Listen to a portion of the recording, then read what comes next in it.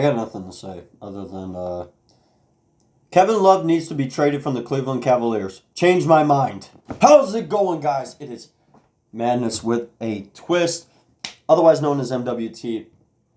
Get this. I need you guys to like this video right now. Subscribe to the channel with post notifications turned on because we are going to get right into this. We got 4 games to go over and shockers. Definitely. Because the first game we got to go over is Philadelphia beating the Boston Celtics. The Philadelphia 76ers answered the call and beat the Boston Celtics in this game, 115-109, the final score. Philadelphia's main scorer, Joel Embiid. He answered the call, 38 points, 13 rebounds, 6 assists, and 1 block, a plus 21 for the night, 12 for 14 from the free throw line, 2 for 3 from the three-point line, and 12 for 21 overall from the field. Now, in Boston's case, Kemba Walker, 29 points. Oh, I should probably mention that Joel Embiid played 36 minutes. Now, Kemba Walker played 36 minutes, dropped 29 points, 1 rebound, 8 assists, 1 block, a plus 2 for the night with 1 turnover. He was 8 for 10 from the free throw line, 5 for 13 from the three-point line, and 8 for 21 from the field. Now, matchup-wise, the 76ers were up by 9 points towards the end of the game. They actually came back being down 8 points. The Celtics had an 8-point lead 5 different times during the game, and that was in between the first quarter and the second quarter. Then the Philadelphia 76ers go up by 9 points towards the end of the game and win the game by 6. 11 lead changes overall. Philadelphia, they definitely tried to prove that they are the best in the East, but they aren't, I should probably say, because they are 4.5 games behind the Milwaukee Bucks, and they are tied with Miami for second place. But the reason why Miami holds serfdom in the Eastern Conference as a second seed is because of their not conference percentage, but their percentage versus the league. They're 19-7, and Philadelphia is 20-8. That's why they hold that second place. But they are a game ahead of Boston, so that's pretty good so far. Now, why is Cleveland trying to compete? I don't know. Because Cleveland beat the San Antonio Spurs 117-109. The final score in overtime. The Cleveland Cavaliers scored 14 points compared to 6 by the Spurs in overtime. Now, Cleveland's main scorer, surprised to be sure, but a welcome one. In 38 minutes, Kevin Love dropped 30 points, 17 rebounds, 2 assists, 2 turnovers for a rating of plus 14, 4 for 5 from the free throw line, 4 for 9 from the three-point line, and 11 for 24 from the field. Now, for San Antonio's sake, DeMar DeRozan in 39 minutes dropped 21 points, 4 rebounds, 4 assists, 2 steals with 1 turnover, and was a negative 12 on the night. 5 for 8 from the free throw line, no 3-pointers made, no 3-pointers attempted, 8 for 17 overall from the field. Now, matchup-wise, the Cleveland Cavaliers were up by 13 points in the third quarter. You would think they would keep that lead. No, they blew it. And then halfway during the fourth quarter, or like 4 minutes left, the Spurs had a 6-point lead twice, and they blew that. And then, the Cleveland Cavaliers go ahead and pile on the victory and win by 8. I don't know why Cleveland is trying to act like they are competing. You are 6-20. You are 13th in the Eastern Conference. You are going to be morbidly bad for the rest of time. You got to get rid of Kevin Love. You cannot waste his career. You got to trade Kevin Love for at least some pieces. For Christ's sake, trade him to the Golden State. I don't care. Just get him off the Cavs. He doesn't deserve to be there. He doesn't deserve to be there. Nobody does. They're wasting their careers there. Now, let's talk about the Dallas Mavericks beating the Detroit Pistons. Dallas's main scorer in 33 minutes, Luka Doncic, dropped 41 points, 12 rebounds, 11 assists, had 3 turnovers, and was a plus 29 on the night. 7 for 12 from the free throw line, 6 for 13 from the three-point line, and 14 for 24 from the field.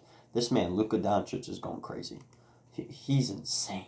And then you look at Detroit. Andre Drummond drops in 34 minutes, dropped 23 points, 15 rebounds, 1 assist, 2 turnovers, 3 steals, and 1 block. Was a negative 15. 3 for 6 from 3-point range. 3-point range. No, 3 for 6 from the free throw line. 0 for 1 from the 3-point line. And 10 for 14 from the field. And now matchup-wise, the Pistons had a 7-point lead twice. Once in the first quarter, they blew that, let the Mavericks go up by 9. And then again in the second quarter. After that, they never led. They let the Mavericks go up by 24 points in the third quarter. And then they tried coming back because they think they're tough. Yeah, you lost by 11. Detroit, you lost by 11 to the Dallas Mavericks. What you got to say? What you got to say? You wanted to play against Luka Doncic. Look what happened. Luka Doncic is Luka Magic for a reason. Luka Magic. He is Luka Magic, man. That's the Magic Man right there. You want to talk about Goran Dragic was warning us that this kid Luka Doncic, he is fantastic. And Goran Dragic warned the NBA, if Luka steps in on the NBA court, is on an NBA team, he will wreak havoc. He will destroy the league. And look what he's doing. Look what he's doing to the Dallas Mavericks. They are third place, tied with the Denver Nuggets at 17-8. You know why they hold it? Head to head. Houston is in 5th place at 17-9. They are a half game behind Dallas. Dallas is 3rd. They are a 1.5 game behind the Clippers and are 6 games behind first place. Goran Dragic warned us, and we didn't listen. And now that's on us. I respect the Dallas Mavericks organization. I was a fan of Dirk. Dirk was one of my favorite players in the league. When he retired and Luka was stepping into the league, I was like, oh no, Luka is going to become the next Dirk Nowitzki. I said it. And look what just happened. It's happening. It's happening. It's like The Office. It's like, oh my God, it's happening. It's happening. Everyone stay calm. Please. Oh, man. Luka Mania. Now, let's just get away from that because I'm about to lose my mind. The Denver Nuggets took on the Portland Trailblazers. I believe I watched this game, actually. I think I watched this game. Because the Denver Nuggets beat them 114-99. Portland's main scorer was Hassan Whiteside. In 35 minutes, he dropped 33 points, 11 rebounds, 2 assists, 4 blocks for a rating of -3.